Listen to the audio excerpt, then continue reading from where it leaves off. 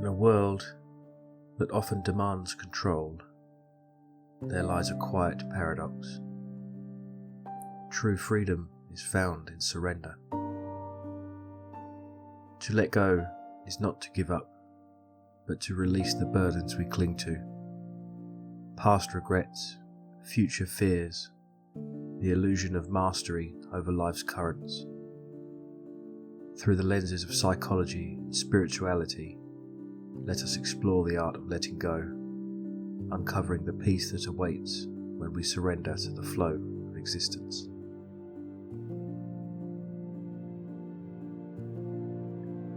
Psychology reveals that much of our suffering stems from resistance.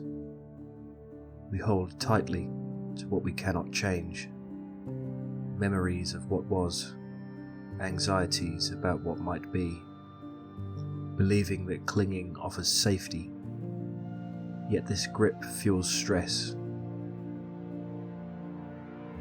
Research on mindfulness, such as that conducted by the American Psychological Association, demonstrates that attachment to outcomes increases cortisol levels, leading to anxiety and emotional exhaustion. To let go, then, is to liberate the mind.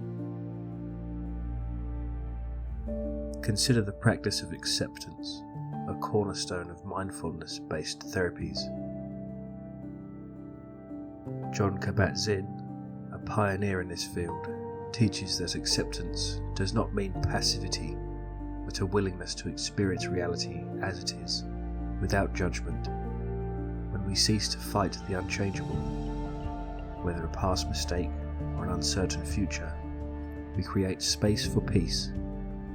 This is the psychological art of letting go, to release the need for control and trust in the unfolding of life. The benefits are profound. Studies on mindfulness interventions reveals that those who practice letting go report reduced symptoms of depression and improved emotional regulation. By surrendering our mental grip, we allow ourselves to breathe more freely, to respond rather than react. Imagine a clenched fist holding tightly to a rope that pulls you against a raging current. To let go is to open that hand, to drift with the stream rather than resist it. In this release, we find not weakness, but strength, a strength born of trust in our capacity to navigate life's tides. Spirituality deepens this understanding, framing surrender as a sacred act of alignment with the universe. In Taoist philosophy, the principle of Wu Wei, often translated as non-action, invites us to flow with life's natural rhythms, rather than force our will upon it. The Tao Te Ching teaches, the soft overcomes the hard, the yielding overcomes the rigid. To let go is to become like water, moving effortlessly around obstacles, carving paths through stone not by force, but by persistence and surrender. This perspective echoes across traditions. In Buddhism, attachment is seen as the root of suffering. The practice of letting go, or non-attachment, is a path to liberation, freeing us from the cycle of craving and aversion. Similarly, in Christian mysticism, surrender is an act of faith, releasing our burdens to a higher power, trusting in a divine plan beyond our understanding. At its core, spiritual surrender is about trust. Trust in the intelligence of life, in the wisdom of the unseen. When we cling, we act from fear, believing we must control to survive. But when we surrender, we act from love, recognizing that we are held by forces greater than ourselves. Picture a bird releasing its grip on a branch, not to fall, but to soar. Surrender does not diminish us. It lifts us into a state of grace, where peace replaces struggle and freedom replaces fear. This is the spiritual art of letting go, to release our need to know, to orchestrate, to resist, and in that release, to discover a deeper connection to the flow of existence, where every moment is as it should be.